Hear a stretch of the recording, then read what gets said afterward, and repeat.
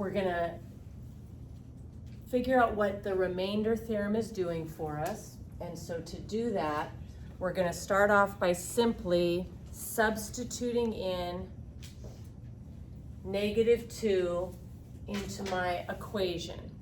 So if I substitute -2 into my p of x equation, I end up getting the answer -73.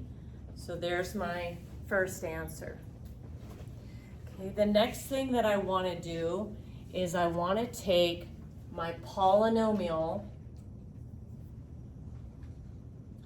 and I'm going to divide it by x minus the number that I substituted in. So I'm going to divide it by x minus a -2, so I'm going to divide it by x plus 2. Just to emphasize this for my formula, k is -2, so I'm dividing by x minus a -2. So let's go ahead and do this division. You could use long division or synthetic division. I think the synthetic division is going to go a little bit faster. So I'm going to come down here.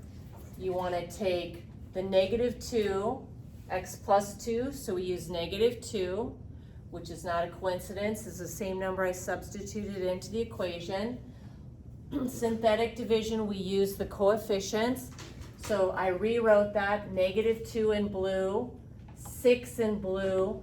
Notice we're missing an x to the second power, so I put a placeholder of 0x to the second power, minus 1x plus 5.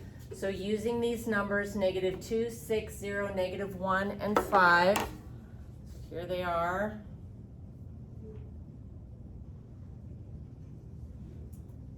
We've got it set up to do our division. You start off by drop it down, multiply, add, multiply, add, multiply, add. So if I drop down the -2, then I'm going to multiply -2 times -2 is +4. Add 6 and 4 make 10. Repeat, multiply, -2 times 10 is -20. Add 0 and -20 make -20. Then -2 times -20 is +40. Add, and I get 39. -2 times 39 is -78. Add, and I get -73. The significance, remember, if you divide an x to the 4th by an x to the 1st, your answer will be 1 degree less. So it'll be x to the 3rd. So this is the coefficient. So I have -2 x to the 3rd plus 10 x to the 2nd minus 20 x's plus 39. And then my remainder goes over what I was dividing by. My quotient then is all of that. My remainder happens to be -73.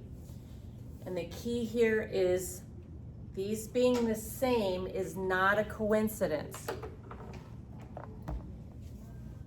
The remainder theorem says if you are dividing by x minus a number, then if you substitute that number into the equation, you're getting the remainder.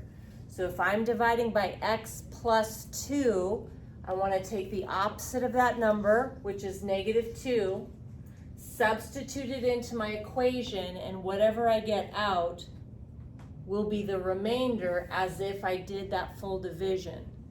And it's a huge shortcut to knowing if x plus 2 fits in there evenly. Kind of like every number that ends in a 0, 5 fits in.